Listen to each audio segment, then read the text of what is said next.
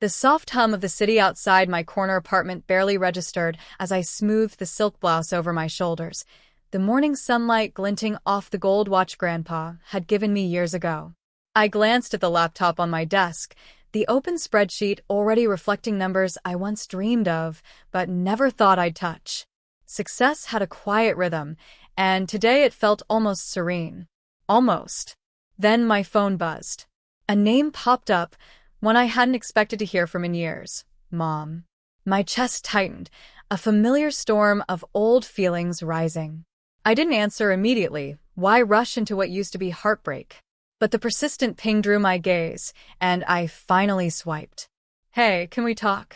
I stared out the window, watching taxis weave through the morning traffic, and remembered every time I'd asked for help, for guidance, for support.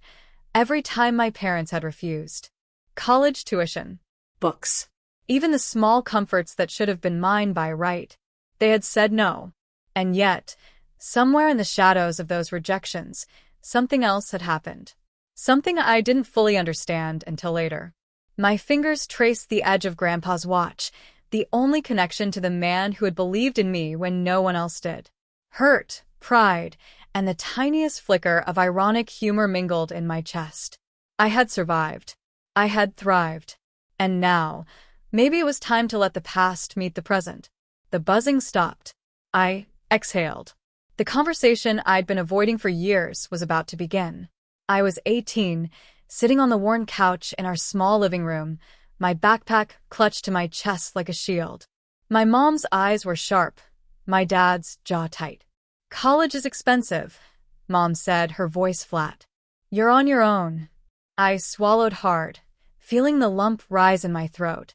But Grandpa saved money for me. He said it was for my education. I whispered, my fingers tightening around the strap of my bag. Mom's expression didn't soften. Your grandfather trusted us to handle it. We're handling it. That single sentence hit me like a punch to the gut. My hand shook, a mix of anger and disbelief coursing through me. How could they dismiss the one person who had believed in me? The one who had quietly tucked cash, notes, and encouragement into envelopes for the little girl who stayed up late reading textbooks with a flashlight under her covers? I remember sitting on the steps outside our house that evening, tears stinging my eyes, the cool concrete pressing against my knees. Grandpa's words echoed in my mind, his gruff but gentle voice always reminding me, don't let anyone decide your worth, Lily. The world will, eventually, but first, believe in yourself. It was a small, leather-bound notebook he had given me the summer before, filled with his advice, reminders to be curious, to work hard, to hold my dignity like a shield. I opened it, tracing the familiar scrawls with trembling fingers. That night, I made a decision I would carry forever.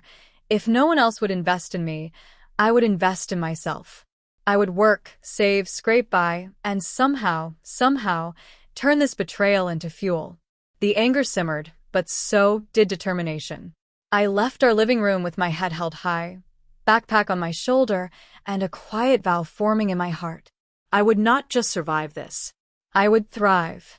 And one day, I would return, not asking for help, not needing permission, but standing tall with proof that no one else could dictate my future. Even as the door clicked shut behind me, the sting of betrayal burned, but a tiny spark glimmered, the first flicker of independence, the first taste of self-made strength. The first few months after I left home were brutal.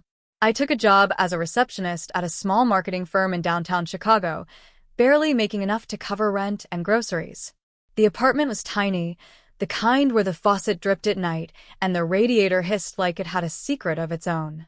But every morning, I'd open Grandpa's leather-bound notebook, reread his words, and let them push me through the exhaustion. It wasn't glamorous. It wasn't easy. I often sat at my small kitchen table after midnight, hunched over textbooks I'd borrowed from the library, teaching myself business principles, finance, and marketing strategies. My fingers were raw from long hours typing reports, my eyes strained from staring at computer screens, and yet every small win felt monumental.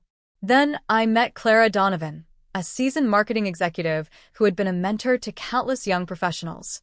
She noticed me one morning, fussing with a client proposal I'd drafted after hours. "You've got potential," she said, her voice calm but piercing. "Raw, but promising. Don't let anyone tell you differently." Her guidance was a revelation. She introduced me to clients, pushed me to pitch my own ideas, and taught me the nuances of negotiation and branding. I remember the first time I landed a major client on my own. My hands shook so badly that I spilled coffee on the contract, but I laughed and kept going. That small victory, messy as it was, tasted sweeter than any approval I'd ever craved from my parents. Over the next few years, I carved my path. I started a boutique marketing consultancy from my apartment, late nights filled with calls, emails, and endless drafts. Every time a deal closed, I thought of Grandpa, of the notebook, and of the parents who had refused to help. Their refusal became my secret fuel, the reason I refused to quit even when doors slammed in my face. By the time I turned 25, I had a modest but growing team, a handful of reliable clients, and a reputation for delivering results that exceeded expectations. My success was quiet, intentionally so.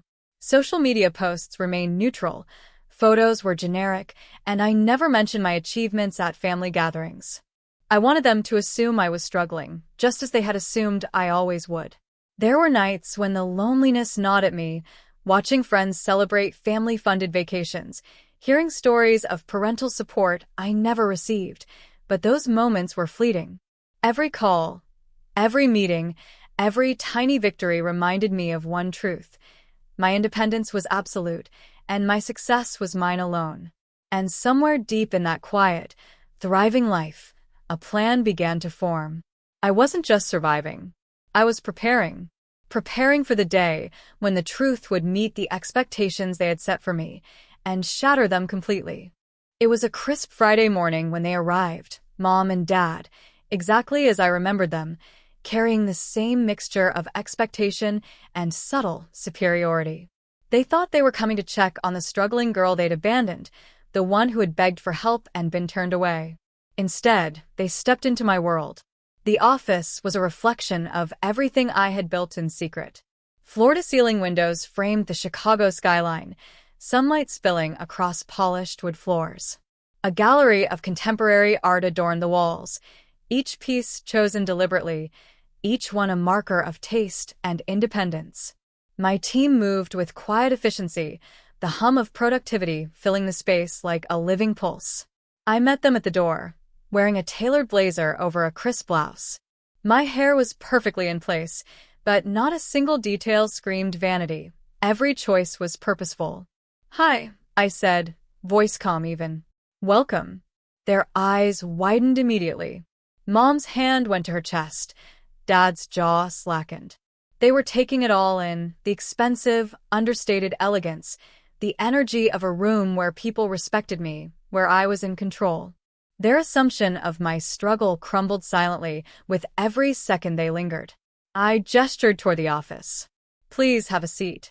I didn't rush to speak, letting them absorb the contrast between who they expected me to be and who I had become. I could see it in their expressions: confusion, disbelief, shame, and an unspoken question. "How?" Then I spoke. Slowly, deliberately. "I know why you're here. You expected to find the same girl you dismissed years ago, begging for help, unsure of her future. But the truth is, every dollar Grandpa saved for me, you took it." My words hung in the air like heavy glass. Mom's face paled, and Dad opened his mouth, closed it, and swallowed. I continued, unwavering. "I discovered it a few years ago. I could have been angry forever. I could have let it define me. But I didn't. I took what was mine by right, worked harder than anyone imagined, and built something they said I couldn't." I walked them through my office, letting my accomplishments speak before I added commentary. A framed award from a national marketing association. A photograph of my first office, the one I rented with nothing but determination. My laptop opened to a client presentation that had just closed for 6 figures. Finally, I stopped and looked directly at them. I am the CEO of my own company. My net worth is substantial, and I've done it without a single handout from you.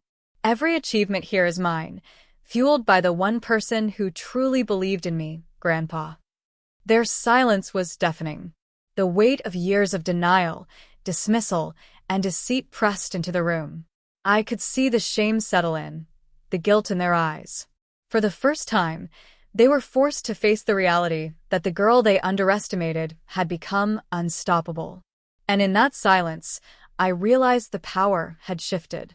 The same parents who had refused me support were now witnesses to my triumph, and there was nothing they could say to change it. I took a deep breath, letting the silence linger just a moment longer. It wasn't anger I felt, it was clarity. I had the upper hand now, and with it came responsibility, not to punish, but to set boundaries, to redefine our relationship on my terms. Before either of you says anything, I began. Let's be clear. I am willing to help, but not on the terms you dictated years ago. If you want a place in my life, and in my success, you have to meet me halfway. Mom blinked, searching my face for any hint of softness, but there was none. Halfway? She asked cautiously. Yes, I said. Halfway. Because I'm done bending to old patterns of neglect and entitlement. I outlined my conditions carefully, each one tied to growth, responsibility, and accountability. First, Mom, you need to acknowledge the financial and emotional harm that occurred, not just with words, but by making tangible changes in your life. Take the courses, seek the counseling, whatever it takes to truly understand the impact. No excuses.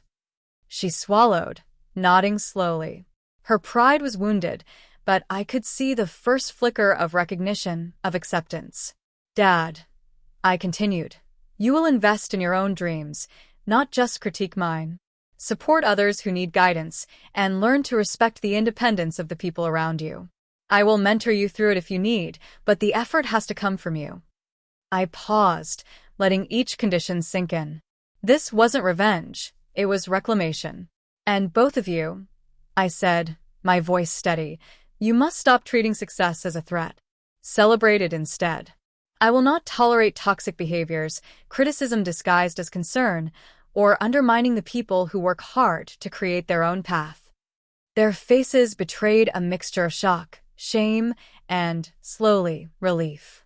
Relief that the old pattern was over, that this wasn't a lecture, but a roadmap to reconciliation. I could feel the weight of years of tension begin to lift. Finally, I leaned back, the grand oak desk beneath my hands solid and grounding. If you meet these conditions, we can move forward. But know this, my life, my achievements, and my legacy are not bargaining chips. I am generous, but I am not gullible. I will support you, guide you, even forgive, but on my terms, never as an afterthought to your mistakes. Mom's hand trembled slightly as she touched the notebook I kept on my desk, the same leather-bound one Grandpa had given me.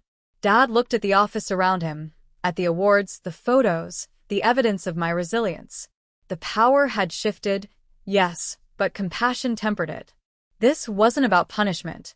It was about establishing a new reality, one where love and respect were not optional, where support was earned, not demanded, where the woman they had once dismissed stood tall, unshakable, and uncompromising. For the first time in years, I felt a profound sense of calm. I had not only reclaimed what was stolen from me, I had created a framework for true connection, one built on honesty, effort, and mutual respect. Weeks passed, and change began in subtle but undeniable ways. Mom started attending counseling sessions, journaling her reflections, and gradually opening up to me with honesty I hadn't heard before. She admitted her mistakes, her fear of financial instability, and even the shame she'd carried for years. Dad surprised me most. He enrolled in an online business course, dedicating time to understanding the world I had navigated alone. He volunteered at local charities, mentoring teens who had been denied support, and slowly, almost imperceptibly, he learned humility and empathy.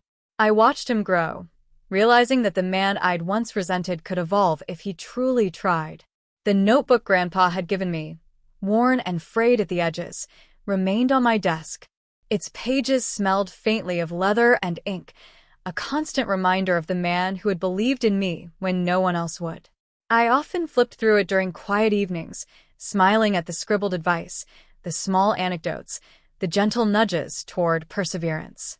Every line felt alive, like he was still guiding me, whispering, "You've got this, Lily. Always." I reflected on the journey, the sleepless nights, the endless work, the sting of rejection, and the quiet triumphs no one had witnessed. I realized now that every challenge had shaped the woman I had become, confident, decisive, resilient, and compassionate. My parents' mistakes had not defined me. My response to them had. One evening, as I prepared for a celebratory dinner with my team, I caught my reflection in the office window. The skyline shimmered behind me, lights twinkling like distant stars. I straightened my blazer, smoothed my hair, and allowed a small, victorious smile to surface. I thought of Grandpa, of the stolen savings, of the lessons buried in hardship. And I knew, with absolute clarity, that my strength was not just in the wealth I had built or the company I led. It was in the grace with which I carried myself, the unwavering belief in my worth, and the ability to transform betrayal into empowerment. Closing the notebook, I whispered softly to myself, "I am enough. I am unstoppable. I am finally free." And in that quiet moment, I understood the truth. The past could never limit me again, because I had claimed my life entirely, on my own terms, with courage, love, and unshakable resolve.